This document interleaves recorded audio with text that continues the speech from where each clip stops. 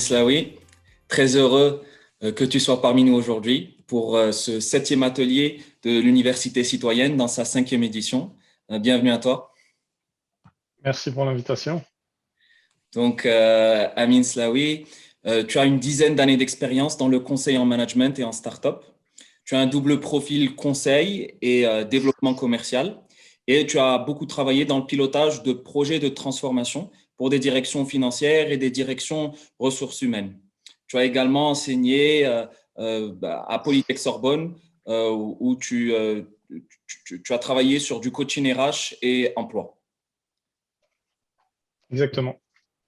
Donc, on va aujourd'hui parler d'un sujet assez intéressant qui touche la jeunesse, pas simplement marocaine, mais vraiment partout dans le monde.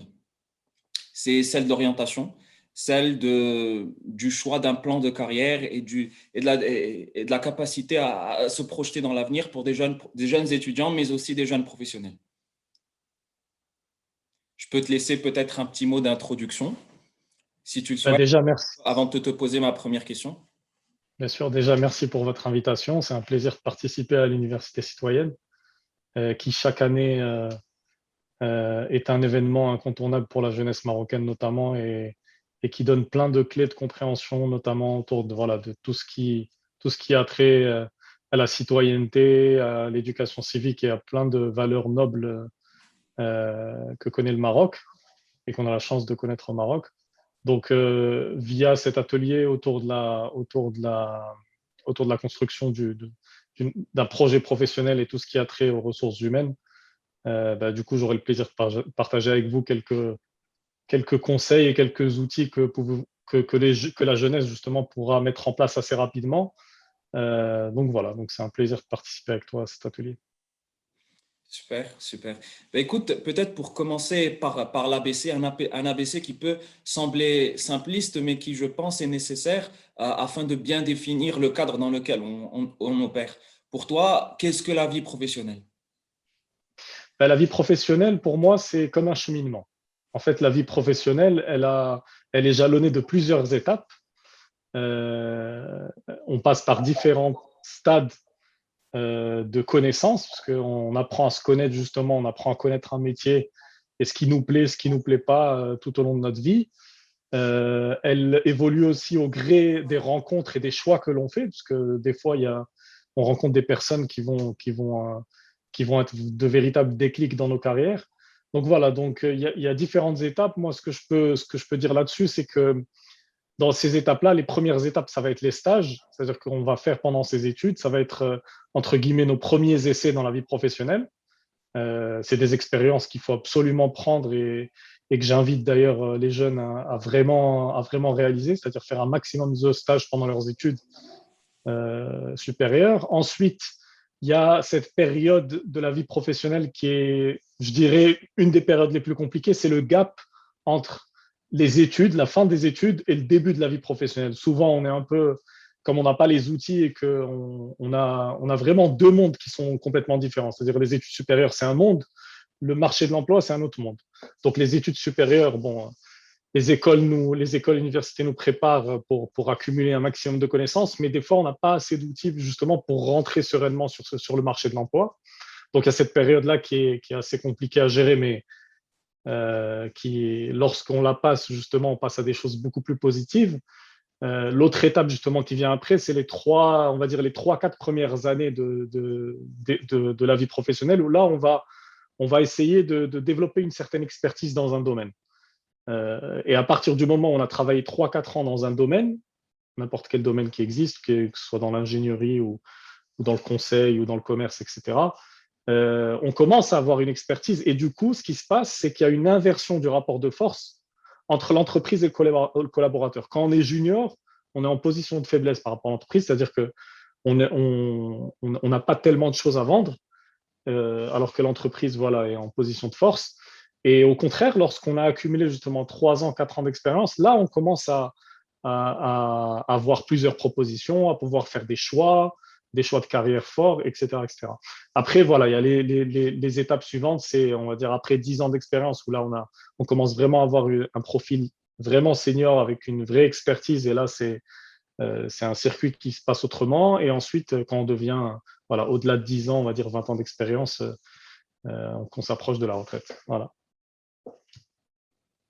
Écoute, c'est très intéressant ce que tu dis et tu soulignes l'aspect un peu cheminement de la vie professionnelle et vraiment le mot-clé que je retiens, je pense, qui n'a pas été dit, mais que je ressens, c'est celui de la progression et celui vraiment d'un développement qui se fait au fil d'années, d'une posture qui va évoluer également. Et c'est très intéressant. Tu as commencé à parler justement de la période des années d'études et le début de la vie professionnelle. Donc, je suppose que ça se passe à cette époque-là. Donc, comment est-ce qu'on construit son projet professionnel? Alors, le projet professionnel, il se construit tout au long du chemin. C'est-à-dire qu'on a des attentes comment dire, des attentes et des souhaits dans nos emplois qui évoluent tout au long de notre vie. C'est-à-dire quand on sort d'école, on a envie de voyager, on a envie de bouger, de faire différentes missions. Donc, souvent, il y a des postes de consultants qui sont très intéressants pour ça. Quand on se pose un petit peu, par exemple, qu'on a des enfants, on a plus envie de se poser, on n'a pas trop envie de bouger. Donc, je prends ces exemples pour montrer voilà, que les attentes vis-à-vis du marché du projet professionnel évoluent tout au long de la vie. Maintenant, il y a deux choses, je pense, à retenir qui sont importantes et qui permettent vraiment de se poser pour commencer à construire son projet professionnel. Premier élément, c'est se connaître. C'est-à-dire, je me connais moi. Qu'est-ce que j'aime faire? Qu'est-ce que je n'aime pas faire? Quel type de personnalité j'ai? Est-ce que je suis quelqu'un plutôt d'introverti, d'extraverti? Quelles sont mes qualités? Quels sont mes axes d'amélioration? Dans quel type d'environnement j'ai envie de travailler? Par exemple, est-ce que c'est plus une start-up, plus une grande entreprise? Est-ce que, euh, est-ce que je suis quelqu'un plutôt d'indépendant ou est-ce que j'ai besoin d'avoir des équipes autour de moi tous les jours en allant au travail? Donc voilà, donc il y a toutes ces questions qu'il faut commencer à se poser et qui peuvent arriver très vite et, comme je le disais, qui vont évoluer. Ensuite, le deuxième élément qui est important, c'est la connaissance du marché de l'emploi. C'est-à-dire que quand je me connais moi, c'est-à-dire que je sais à peu près, je me suis construit, entre guillemets, le portrait robot de ce que j'ai envie de faire, je vais commencer à m'informer sur le marché de l'emploi. Quels sont les secteurs qui recrutent, les entreprises qui recrutent, sur quel type de poste je peux me lancer. Et justement, pour te donner un exemple, Hamza, par exemple, quand on est junior, on va vraiment, comme on n'a pas tellement de choses à revendre, on va aller chercher des métiers qui sont en tension, c'est-à-dire des métiers où il y a un vrai besoin, où ça recrute beaucoup. Et voilà, les postes dans le conseil, par exemple, c'est le cas ici en France. Donc voilà, donc c'est vraiment les deux choses importantes, c'est se connaître et connaître le marché de l'emploi. Très intéressant. On a quelques questions sur le chat, mais je pense qu'on va attendre vers la fin vers les dernières minutes, vers les dernières dizaines de minutes de l'atelier pour pouvoir entamer les questions-réponses. Tu as parlé je pense, de deux choses très, très intéressantes et clés dans ce que tu viens de dire. C'est vraiment le projet professionnel n'est pas quelque chose de statique, c'est-à-dire qu'on ne va pas on n'est pas censé, quand on est jeune étudiant, quand on débute notre vie professionnelle, d'avoir un parcours complètement tracé. Ce n'est pas vraiment, ce niveau de projection n'est pas ce qui est vraiment nécessaire. Ce qui est nécessaire, c'est, je pense, de l'introspection, de la connaissance de soi et vraiment de pouvoir connaître un peu ce dont on a besoin, ce qu'on veut faire. Et dans ce sens-là, comment est-ce qu'on peut y arriver? Comment est-ce qu'on peut se connaître? Alors, comment se connaître? Il y a plusieurs choses. Je dirais, je le résumerai à trois choses. La première chose, c'est les outils. Ça, je vais en parler un peu plus en détail après. On va utiliser des outils pour se connaître. Ça, c'est le premier point. La deuxième chose, c'est connaître ses compétences. C'est-à-dire tout au long de mon parcours, qu'est-ce que j'ai développé comme compétences.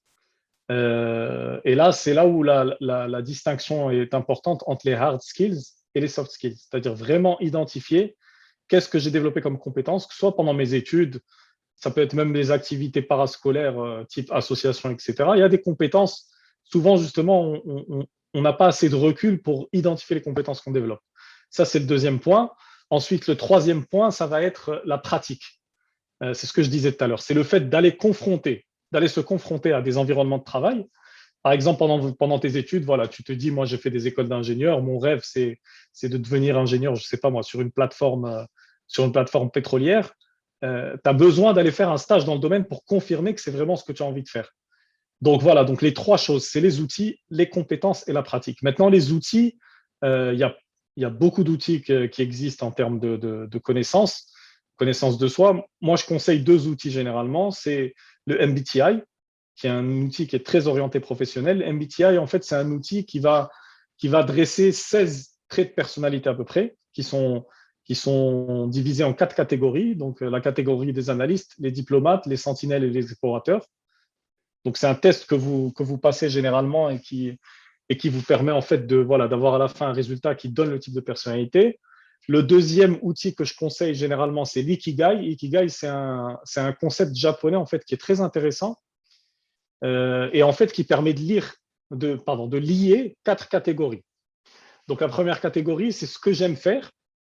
Deuxième catégorie, ce dont le monde a besoin. Troisième catégorie, ce pourquoi je vais être payé. Et quatrième catégorie, ce en quoi je suis doué. Donc en fait, l'alliage de ces quatre choses fait que, en quelque sorte, voilà, j'ai mon métier entre guillemets idéal. Maintenant donc MBTI, Ikigai. Maintenant, ensuite, en termes de compétences, euh, essayer d'identifier clairement ce que j'ai développé comme compétences, par exemple en termes de hard skills, c'est-à-dire de savoir-faire. Typiquement, le développement informatique, c'est du hard skills, la comptabilité, l'ingénierie, certaines matières dans la data, etc. Donc, toutes les compétences techniques que vous avez acquises pendant les études ou même à côté, puisque aujourd'hui, justement, grâce à Internet, on peut faire énormément de formations en ligne, etc. Donc voilà, identifier toutes ces compétences techniques et ensuite identifier toutes les compétences, ce qu'on appelle le savoir-être, c'est-à-dire toute la partie soft skills, ma communication, l'empathie, je peux vous en donner plein des soft skills que voilà, la gestion du temps, la gestion du stress, l'audace, la résolution de problèmes, etc. Donc toutes ces soft skills. Et ensuite, voilà, quand j'ai identifié ces compétences, ça me permet de poser clairement ce que je sais faire et ce que je dois améliorer. Et ensuite, la troisième chose, voilà, dont j'ai parlé tout à l'heure, c'est la pratique. Donc, vraiment aller confronter ses compétences et sa personnalité à un environnement de travail et construire petit à petit sa trajectoire professionnelle. Effectivement, quand tu parles comme ça, c'est vrai que tu mets encore plus à l'évidence tout ce qui est vraiment l'aspect cheminement du développement du plan de carrière. Et je pense que c'est très pertinent, notamment pour une jeunesse qui parfois semble être perdue, semble se demander, voilà, qu'est-ce que je vais faire de ma vie. Les questions peut-être ne sont pas des choses que l'on a de manière instantanée, mais qui se construisent petit à petit à travers un ensemble ces trois clés que tu viens de donner. Et je pense que c'est très intéressant. Moi, je rajouterais, si tu me le permets, je voudrais te poser cette question. On parle aussi souvent de passion et d'aimer d'aimer ce qu'on fait. Et une fois, on m'a dit que en fait, ce qu'on aime, c'est ce qu'on sait faire. Et ce qu'on sait faire, c'est ce qu'on aime. Donc, ça rejoint énormément ce que tu dis et je ne sais pas si tu avais un commentaire là-dessus. J'ai pas entendu la fin, si je suis d'accord là-dessus. Ouais, si tu étais d'accord là-dessus, exactement. Oui, je suis d'accord là-dessus. Après, je pense, j'ajoute moi comment dire, un petit élément là-dessus, c'est que, et ça rejoint un peu ce que dit l'Ikigai justement, c'est qu'il faut être réaliste aussi. C'est-à-dire il y a des marchés de l'emploi dans le monde. À un moment donné, on a besoin quand même d'arriver à une activité rémunérée. Donc, si je ne trouve pas cette activité rémunérée en tant que salarié, je peux me la créer aussi. Ça, c'est un autre élément. Mais effectivement, le lien entre ce que je sais faire et ce que j'aime est très fin. Maintenant, je voulais ajouter juste une chose par rapport à ce que tu disais juste avant, c'est que euh, pour donner, euh, pour donner comment dire, tu m'entends? Yes, on t'entend. Oui, oui. D'accord. Pour donner juste un élément de plus justement dans la trajectoire professionnelle et le fait que ce soit un vrai cheminement, moi j'aime bien appliquer le motto un peu anglo-saxon qui dit j'apprends où je réussis. C'est-à-dire que dans tous les cas de figure, même si j'entame un stage et que je me rends compte qu'au bout de 3 mois, au bout de 6 mois, c'est un domaine qui ne me plaît pas, pour moi, c'est du bonus parce que justement, ça m'a permis de me rendre compte que ce n'était pas le domaine où est-ce que je voulais aller. Donc, faut toujours être dans cette optique comment dire, de prendre des expériences. Et même, tu disais justement la jeunesse qui peut être un peu des fois défaitiste par rapport à ça et qui se dit, voilà, je sais pas quoi faire de ma vie, etc. Toutes les bonnes expériences sont à prendre. C'est-à-dire qu'un stage d'un mois dans une entreprise l'été, quand j'ai l'occasion de le faire, même si c'est un domaine qui de prime abord ne va pas forcément m'intéresser, si j'ai que ça, il faut que j'y aille, tu vois. Donc, toutes les expériences permettent de construire in fine quelque chose qui nous amène et qui nous rapproche de notre vrai projet professionnel. Très intéressant. Je réussis où j'apprends. Euh, c'est vraiment un adage qui résume le mindset qu'il faut avoir dans la construction de son projet professionnel. En passant, vous pouvez bien sûr poser vos questions. N'hésitez pas à nous en faire part sur le chat et nous y répondrons à la fin de l'atelier. Tu as parlé tout à l'heure j'ai, lorsque j'évoquais la passion et le savoir-faire, la relation entre eux. Tu as dit qu'il fallait aussi une troisième chose, c'était le fait d'être réaliste et le fait d'être en contact avec le marché de l'emploi. Et donc, je te pose la question, comment est-ce qu'on connaît le marché de l'emploi? Alors, pour connaître le marché de l'emploi, il y a je dirais globalement, il y a deux types d'actions à avoir en tête. La première chose, c'est qu'il y a un travail de recherche personnelle qui est très important. Et c'est là où on va développer la curiosité, c'est qu'aujourd'hui, avec Internet, il y a zéro excuse pour ne pas avoir d'informations sur l'entreprise. Donc, il faut s'intéresser au secteur. Il faut connaître les secteurs. Il faut rechercher les entreprises qu'on vise, les postes. Il faut s'informer sur les codes du marché de l'emploi. Je te donne un exemple très simple. Les codes du marché de l'emploi en France, ce ne sont pas les codes du marché de l'emploi, par exemple, aux États-Unis. Voilà, c'est des formats de CV complètement différents, c'est des processus de recrutement complètement différents, etc. Donc, il faut avoir cette connaissance des codes du marché de l'emploi. Ensuite, sur ce travail de recherche personnelle, je peux vous donner des raccourcis justement. Il y a des sites emploi qui sont très bien pour faire ce travail de recherche. Au Maroc, on a des sites par exemple comme recrute.com, rekrute.com. On a dreamjob.ma qui est pas mal. En France, vous avez des sites comme Job Teaser qui est très bien pour les jeunes, notamment les jeunes étudiants et les jeunes diplômés, puisque c'est beaucoup de contenu multimédia, beaucoup de contenu vidéo où vous avez des personnes qui viennent parler de leur métier, qui viennent parler de leur entreprise, de leur parcours, etc. Donc, ça permet vraiment de faire mûrir son projet professionnel. Ensuite, il y a un autre site qui est très orienté tech et startup et qui d'ailleurs récemment a ouvert une branche au Maroc, c'est Welcome to the Jungle, qui est très connu maintenant en France, qui est peut-être le site numéro un de recrutement aujourd'hui dans la tech. Et ensuite, vous avez aussi les cabinets de conseil les cabinets de conseil en recrutement leaders sur le marché, qui sont des cabinets généralement américains, comme les cabinets Michael Page, Robert Half, Walters People, etc. Où là aussi, vous avez plein d'informations sur les entreprises, sur les secteurs, et vous avez aussi des informations très importantes qu'on oublie souvent avant de démarrer un processus d'entretien, c'est les études de marché sur les salaires. Ça vous permet d'avoir des idées sur les salaires et de savoir à peu près quel salaire vous devez négocier. Donc, globalement, voilà, il y a tout ce travail de recherche personnelle à faire. Et dans un deuxième temps, ce que je préconise justement sur la pratique, c'est de solliciter son réseau. Exemple, je suis un jeune diplômé, j'ai terminé mon école d'ingénieur, je fais mon travail de recherche personnel sur les entreprises que je vise, les postes que je vise, etc. Maintenant, je vais confronter ce travail de recherche à la pratique. Par exemple, j'ai un cousin, un oncle, bref, quelqu'un de ma famille qui est ingénieur depuis 10 ans dans une entreprise chez Total, par exemple. Je vais le rencontrer, je vais lui poser des questions sur le poste, comment il est arrivé à ce poste, comment il a évolué, quels sont les salaires qui sont pratiqués, etc., etc. Donc, c'est l'alliage de ces deux choses. D'une part, le travail de recherche personnelle et d'autre part, solliciter son réseau qui permet justement de connaître bien le marché de l'emploi. Très intéressant. C'est vrai que, et peut-être juste pour le feedback, personnellement, pour une recherche d'emploi, surtout au Maroc, ça va vraiment être la composante réseau qui va être celle qui va jouer le plus dans dans la recherche d'emploi et qui va avoir qui va donner le plus de résultats. C'est quelque chose d'extrêmement important. Après, c'est vrai que tu nous as parlé maintenant de la manière dont on peut rentrer dans le marché. Mais comment savoir où rentrer dans le marché? Comment vraiment se positionner dans ce marché de l'emploi? Alors, comment se positionner? Il y a plusieurs choses. Déjà,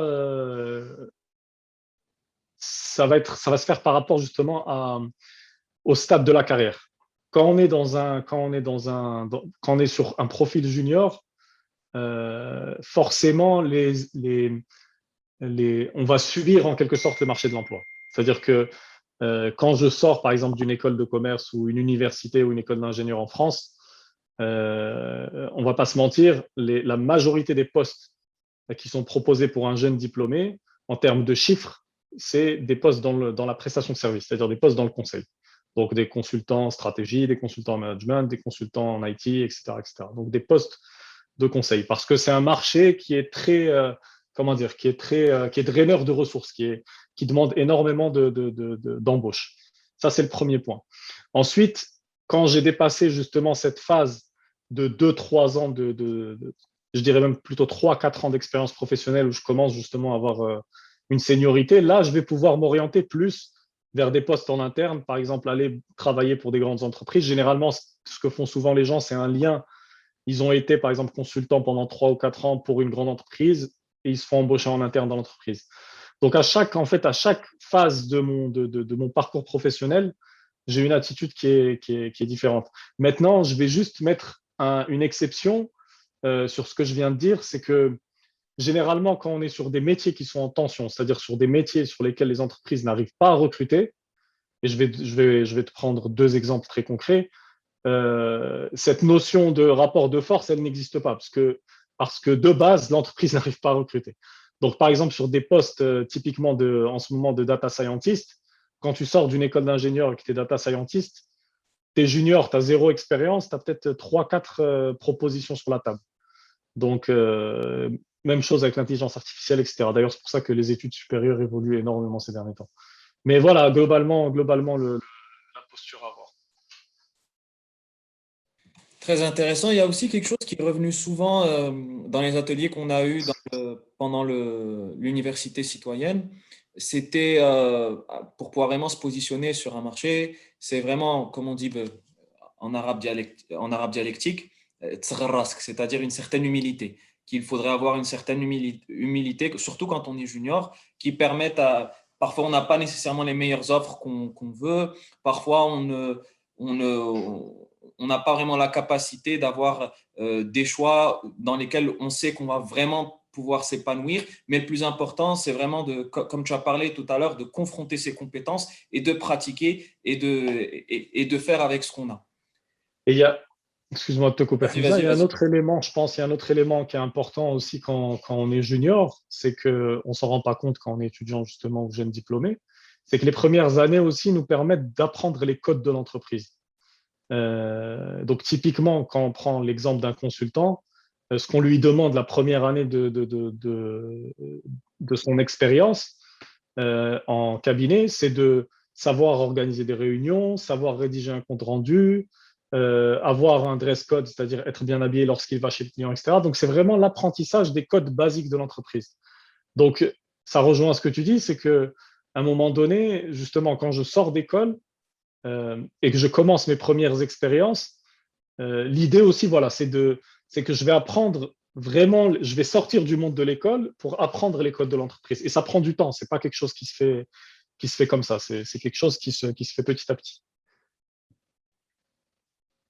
Effectivement, encore une fois, la notion qui revient, c'est le cheminement, le développement, l'apprentissage, surtout quand on est junior, et je pense que tu le confirmeras bien après également. Euh, Bien sûr, bien sûr.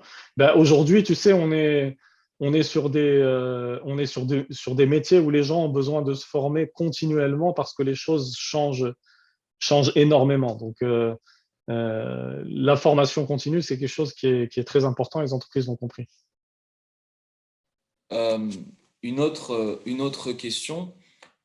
peut-être un peu plus pratique, un peu plus dans le comment humain, Mhm, dans une époque où les interactions physiques se font de moins en moins, où le mhm. digital a une très forte présence. Comment est-ce qu'on peut se faire connaître auprès des entreprises? On a parlé tout à l'heure de réseautage. Comment est-ce qu'on peut faire ce réseautage?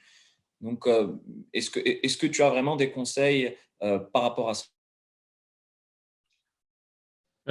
Alors, de ce côté-là, il y a une discipline qui est née sur Internet il y a quelques années qui résume un petit peu ça, qui s'appelle le personal branding. La définition du personal branding, c'est comment j'applique les codes de la publicité et du marketing pour soi, c'est-à-dire pour moi, voilà, pour avoir une présence sur le net qui attire des opportunités professionnelles. Le premier outil que 99%, je pense, des personnes ici présentes connaissent, c'est LinkedIn. Ça, c'est le premier outil incontournable qu'il faut vraiment avoir et qu'il faut maîtriser de bout en bout.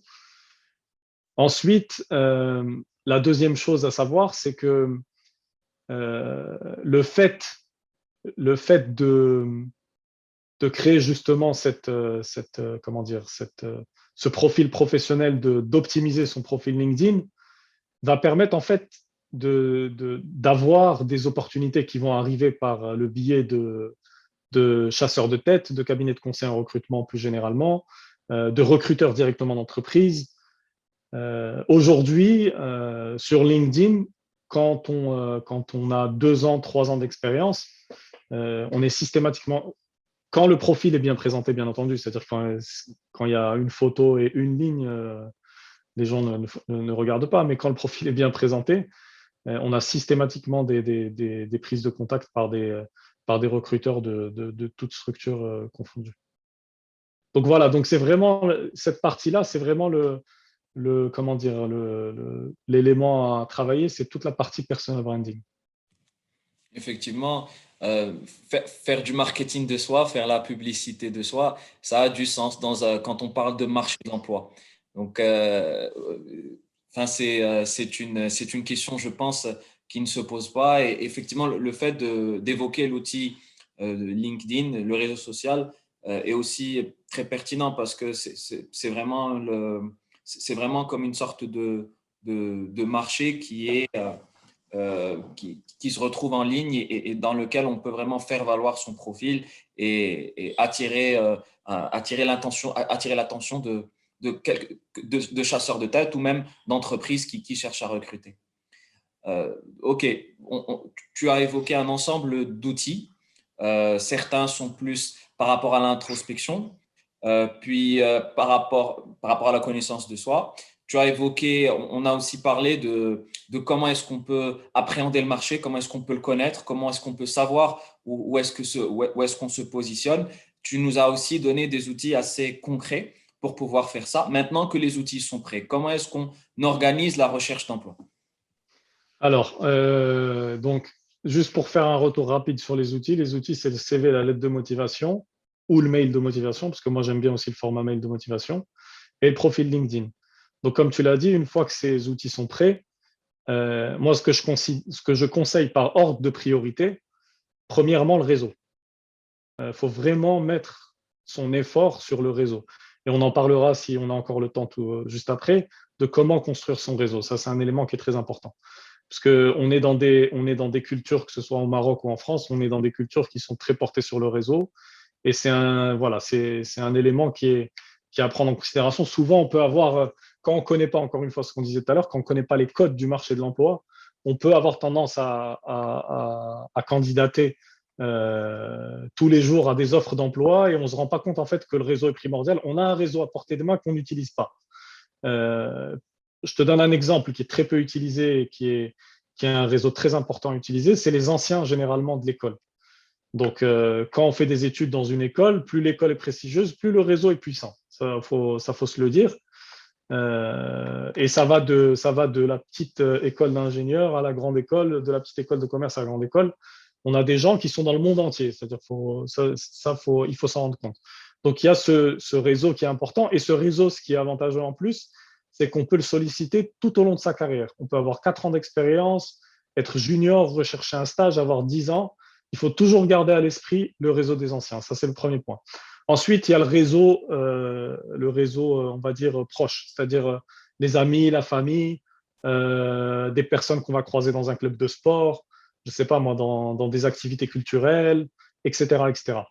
Donc, gardez en tête que ce réseau, en fait, c'est comme la vie professionnelle, ça se construit et ça se nourrit tout au long de tout au long de sa vie professionnelle.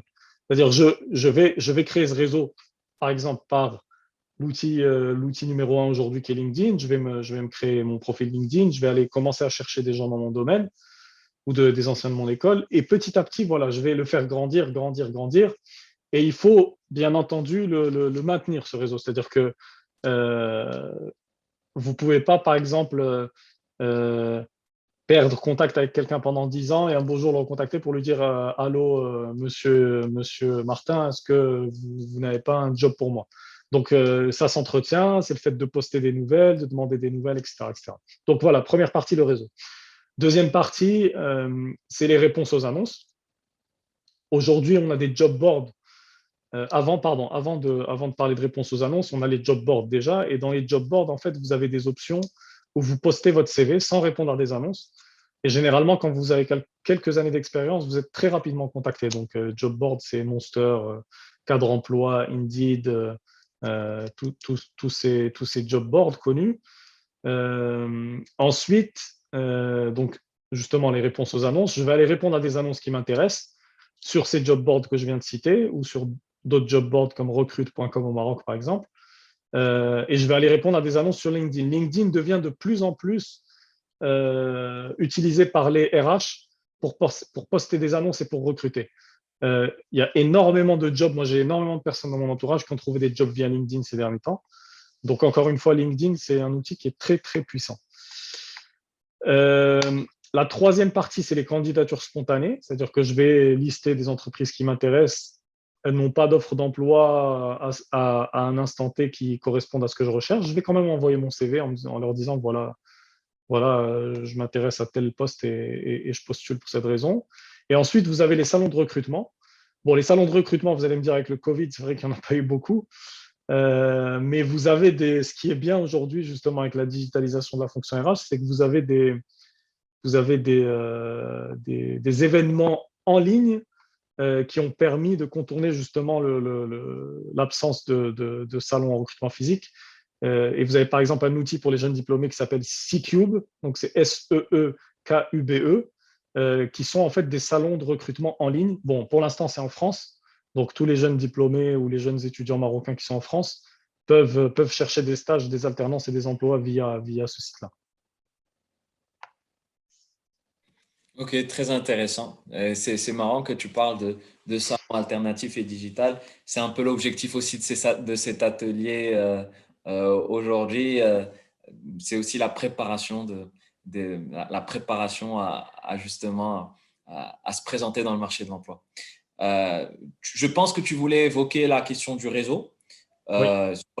Comment est-ce qu'on construit son réseau? Tu as parlé de le maintenir, mais comment est-ce qu'on le construit? Et Mhm. après, je te propose de prendre quelques questions. On en a assez ce soir. D'accord. Euh, comment construire mon réseau? Je vais le résumer en deux choses. Sur deux choses, c'est il faut un savoir-être et un savoir-faire. Sur la partie savoir-être, il faut adopter une position où on est ouvert, on est en permanence à l'écoute des gens, en étant proactif, en posant beaucoup de questions, ça c'est super important. Donc c'est une attitude à avoir, ça c'est la première partie. Et quand je dis attitude, c'est avoir le réflexe d'en parler justement à ses amis, sa famille, son entourage. Je suis inscrit dans un club de sport, par exemple, je vais en discuter ouvertement avec les gens. Qu'est-ce que tu fais dans la vie? Comment tu es arrivé à ce poste, etc., etc. Donc, il y a cette partie-là de savoir-être. Et c'est vrai que bon, pour certaines personnes qui sont plutôt introverties, des fois c'est compliqué, mais il faut faire l'exercice, il faut faire l'effort. C'est en pratiquant encore une fois qu'on acquiert les qualités. Donc c'est en se faisant violence et en affrontant ses peurs, en se disant, bon, ben, j'ai peur aujourd'hui d'aller parler à telle personne, je vais essayer juste d'aborder une personne que je ne connais pas. Ça va me donner de la confiance et la deuxième fois, je vais encore tenter, etc., etc. Et c'est, encore une fois, c'est de la pratique. Il ne faut pas que ça reste de la théorie. Donc, il y a cette première partie-là d'adopter cette attitude comme un commercial, en fait, comme un commercial qui va aller vendre un produit. Vous vous mettez comme un commercial qui en fait, la recherche d'emploi, c'est un commercial, sauf qu'il se vend lui-même, en fait. Il vend ses qualités, ses compétences, etc. Ensuite, la deuxième chose, c'est qu'il faut structurer, donc sur la partie savoir-faire, il faut structurer le réseau. Structurer le réseau, ça veut dire quoi? C'est avoir un outil qui va me permettre, en fait, de suivre ce réseau-là. Donc, encore une fois, LinkedIn, c'est l'outil privilégié. Mais moi, j'utilise de temps en temps aussi des fichiers Excel. Quand j'ai des périodes, par exemple, de recherche d'emploi ciblée sur un domaine ou sur des entreprises où je dois prendre contact avec des gens, je vais faire mon suivi sur un fichier Excel où je vais noter voilà, les noms, prénoms, coordonnées, les commentaires comment dire, de l'état d'avancement de ma recherche, etc. Donc, voilà, donc l'attitude et les outils indispensables. Très intéressant. Merci beaucoup, Amine. Merci beaucoup Avec plaisir. pour tes réponses. Il y a du monde dans le chat aujourd'hui, donc on a quelques questions. Salma Belrazi nous fait plutôt un commentaire. Mhm. Elle nous dit que elle constate une divergence dramatique entre le cursus scolaire et les exigences du marché de travail. Ce problème lui fait vraiment peur puisqu'elle est en master et qu'elle est proche de sortir au marché pour travailler. Donc, est-ce que tu as un commentaire là-dessus? Est-ce que tu es d'accord sur la divergence qu'elle sent quel conseil peux-tu lui donner? Alors, je suis d'accord sur la divergence. Sur le côté dramatique, non. En fait, c'est, comment dire, c'est, encore une fois, c'est quand on expérimente les choses, on prend du recul sur les choses. Donc, ce que j'ai envie de lui dire, c'est qu'il ne faut pas qu'elle s'inquiète. Ça, c'est le premier point, parce que quand on étudie, on est dans un certain mindset, on est dans un monde qui est à part, et le marché de l'emploi, c'est un autre monde. Donc, c'est comme ce que je disais au début, c'est que, comme par exemple, quand elle a eu son bac, tu arrives la première année d'études supérieures, tu as un peu peur, tu ne sais pas trop ce qui t'attend, c'est long, est-ce que ça va te plaire, ça ne va pas te plaire. C'est exactement le même mindset à avoir, c'est que elle va être dans une phase de découverte. C'est-à-dire qu'elle va sortir des études, elle va être dans une phase de découverte où elle doit chercher un emploi. Maintenant, c'est ce que je disais tout à l'heure, il faut absolument pendant ses études commencer à penser son projet professionnel. C'est-à-dire que j'arrive pas en master 2 à la fin de mon master 2 et je me dis ah tiens, qu'est-ce que je vais faire? Non, faut ces premières années d'études. De toutes les façons, ce qui est bien avec les études, c'est que on commence petit à petit en faisant plusieurs matières à savoir à peu près ce qui nous plaît, ce qui nous plaît pas. Voilà, je suis plus attiré par exemple par la finance parce que j'aime les chiffres, je suis plus attiré par la vente parce que je suis à l'aise quand je parle avec des gens par exemple, etc., etc. Donc, il faut qu'elle ait un projet professionnel qui soit entamé, c'est-à-dire je dis pas qu'il faut qu'il soit précis et qu'elle sache vraiment le poste qu'elle veut, mais il faut qu'elle ait deux, trois options. Euh, et ensuite, s'armer des outils dont on a parlé juste avant. C'est-à-dire, je me connais d'abord dans un premier temps, ensuite, je connais le marché de l'emploi, je fais marcher mon réseau, je prépare mes outils, pardon, CV, lettre de motivation, LinkedIn, tout clean, et que je fais relire et que, par exemple, que je demande à un coach emploi de m'aider pour corriger. Et ensuite, je fais appel à mon réseau et je commence à candidater. Donc, c'est vraiment, comme on l'a vu dans notre discussion juste avant, c'est la recherche d'emploi, c'est quelque chose qui doit être structuré. Les inquiétudes, de manière générale, elles viennent souvent quand on n'est pas structuré, justement. C'est quand on n'est pas préparé. Quand on va à un entretien et qu'on stresse, généralement, on n'est pas préparé. Ben, la même chose, quand je vais sortir de mon école, il faut que je structure ma recherche d'emploi. C'est très important. Effectivement, je pense que c'est une réponse pertinente. Bon, tout à l'heure, tu as évoqué, tu as évoqué une expression en disant qu'il fallait faire violence à soi en se confrontant en se confrontant à ses peurs et à ses inquiétudes. Et pour ce faire, il faut qu'on puisse s'armer d'outils structurants qui permettent vraiment de nous armer et de nous permettre de dépasser tous les blocages internes qu'on peut avoir. Et par rapport à la divergence plus précisément, de toute façon, comme je pense tu as évoqué tout au long de ta présentation, quand on est junior, il y a une grosse composante d'apprentissage. C'est-à-dire qu'il ne faut pas penser que à la sortie, à la remise des diplômes, on doit être au taquet et qu'on doit vraiment pouvoir délivrer des missions qu'un senior est censé faire. Quand on est junior, quand on rentre dans le monde de l'entreprise, il faut aussi comprendre que pendant quelques années, on va beaucoup plus apprendre que produire. Tout à fait. Je ne sais pas si tu as un commentaire là-dessus. Si ça me fait penser à un autre élément, je pense, c'est qu'en sortant d'école, et c'est un peu la période que vit Selma justement, il ne faut pas se mettre de pression en fait. Il ne faut pas être dans une pression permanente à se remettre en question, en se dire ah, je suis nul, je ne trouve pas d'emploi, ou là, voilà, j'arrive pas à rechercher à trouver ce que je recherche. Si on structure vraiment les choses et qu'on connaît le marché de l'emploi et qu'on se connaît, comme je disais tout à l'heure, il n'y a aucune raison. Et surtout si on a fait des études qui sont, comment dire, qui sont de qualité, c'est-à-dire un master 2, on est allé au bout d'un master, etc. Il n'y a aucune raison de ne pas trouver un emploi. Et en plus, ce que j'ai envie de lui dire aussi, c'est qu'il faut varier aussi les cibles.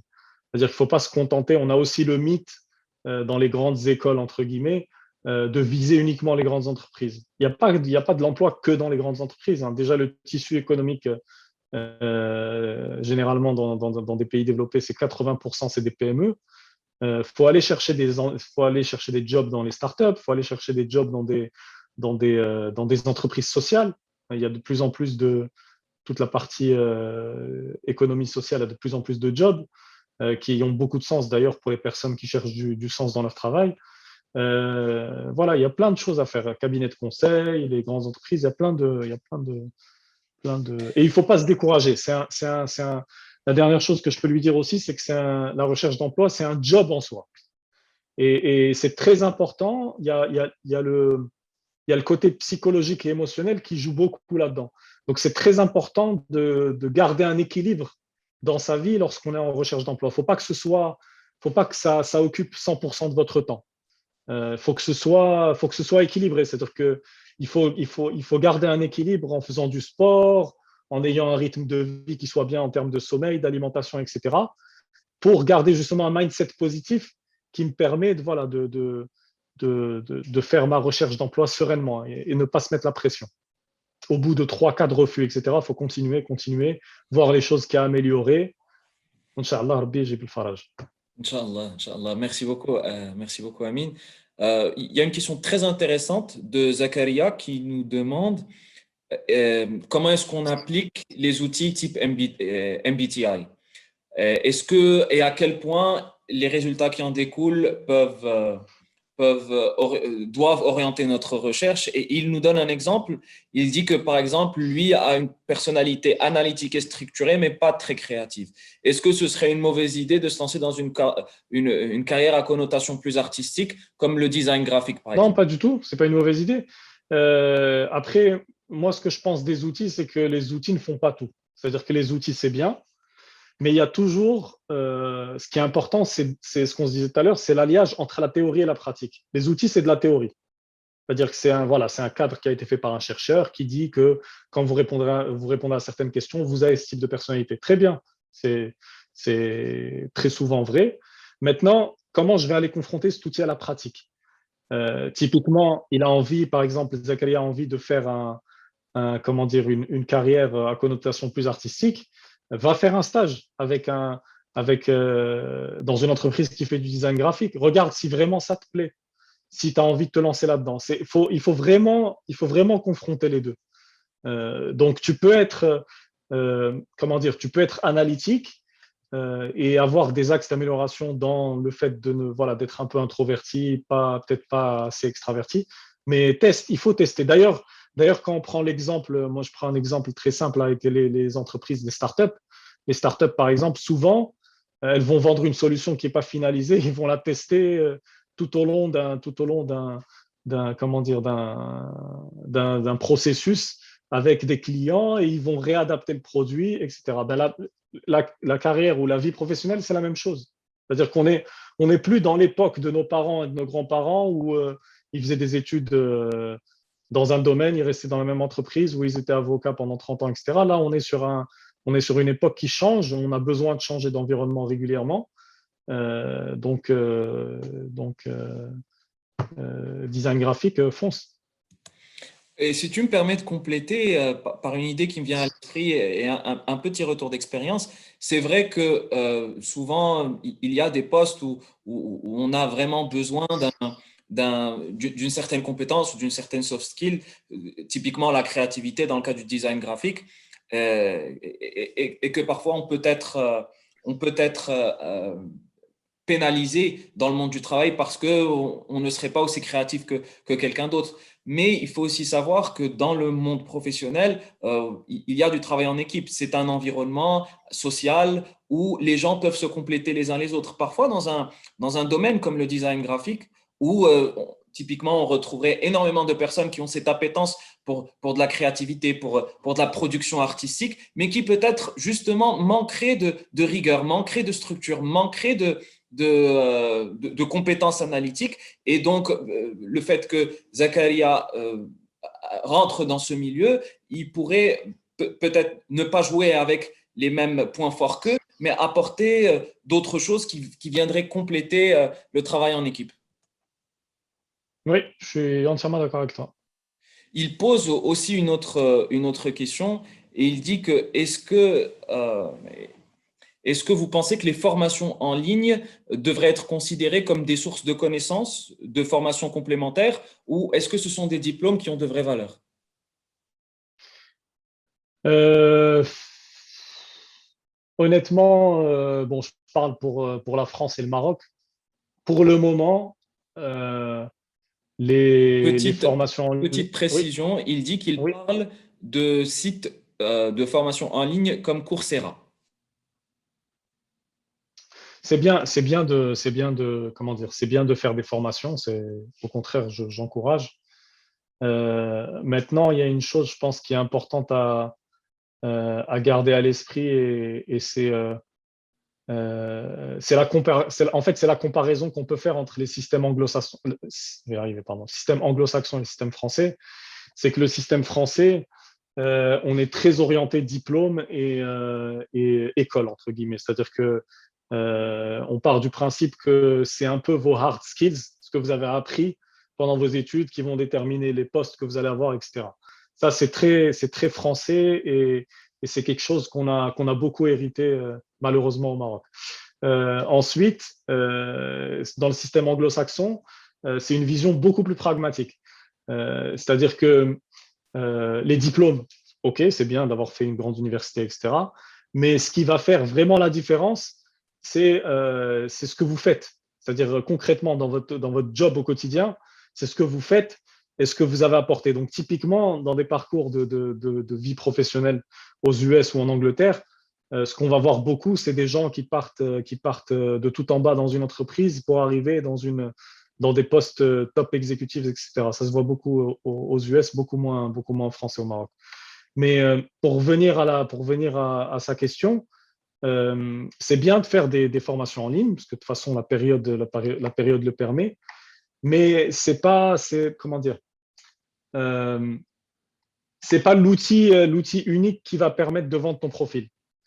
Un stage aura beaucoup plus de valeur. Par exemple, si tu me dis, je fais une formation de design graphique sur Coursera, et que dans 2 ans, je suis en train de te recruter pour un poste dans le design graphique, un stage que tu auras fait pour une agence aura beaucoup plus de valeur pour moi. Quand tu me parleras concrètement de ce que tu auras fait dans ton stage pour une agence dans du design graphique, ce sera beaucoup plus parlant.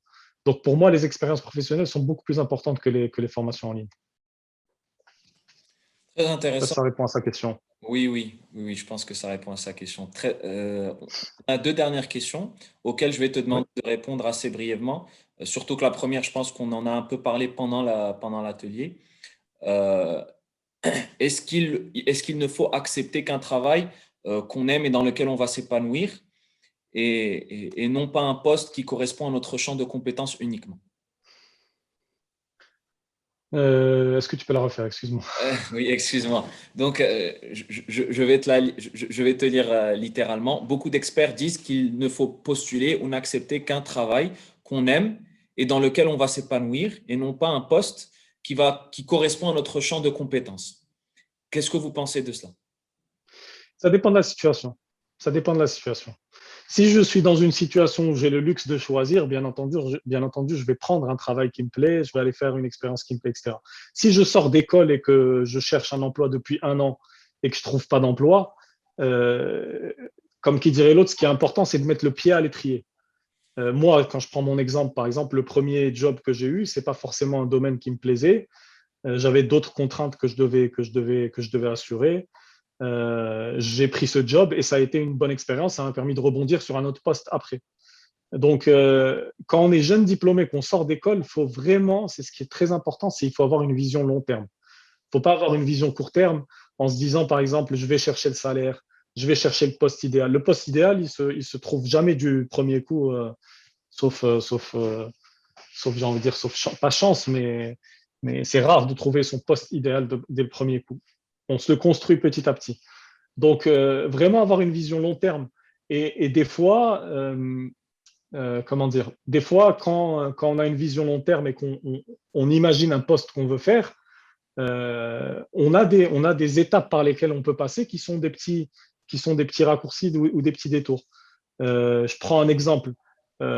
Aujourd'hui, quand vous prenez, par exemple, des étudiants qui sortent d'école de commerce qui veulent devenir, par exemple, directeur financier dans 5 ans, qui ont fait une spécialité en finance, par exemple, qui veulent être directeur financier dans 5 ans, l'idéal aujourd'hui, et on le sait sur le marché de l'emploi, généralement, c'est de commencer par 2 ou 3 ans dans un cabinet d'audit pour acquérir les bases de l'analyse financière et de l'audit, et ensuite de passer en interne dans une entreprise en étant contrôleur de gestion ou analyste financier pour ensuite justement aller vers un poste de DAF, un poste de directeur financier.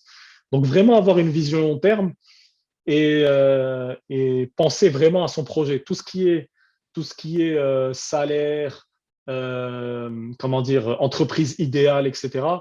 Au début, faut pas faire le difficile. Comme tu disais tout à l'heure, c'est vraiment avoir de l'humilité, être dans une posture d'apprentissage. C'est-à-dire que mes premières années, je vais aller travailler pour apprendre. C'est-à-dire je ne sais pas grand-chose, je viens du monde des études, j'ai besoin d'apprendre le monde de l'entreprise. Voilà, montrez-moi, quoi. Merci beaucoup, Amine. C'était très intéressant. Je pensais qu'on avait une dernière question, mais finalement, c'était un commentaire à ce que tu avais dit à un moment pendant l'atelier. Donc, je pense que ainsi s'achève le 7e atelier de l'Université citoyenne dans sa 5e édition. Merci beaucoup, Amine, pour, euh, pour cette intervention très, très enrichissante, pour tes réponses et pour ton engagement.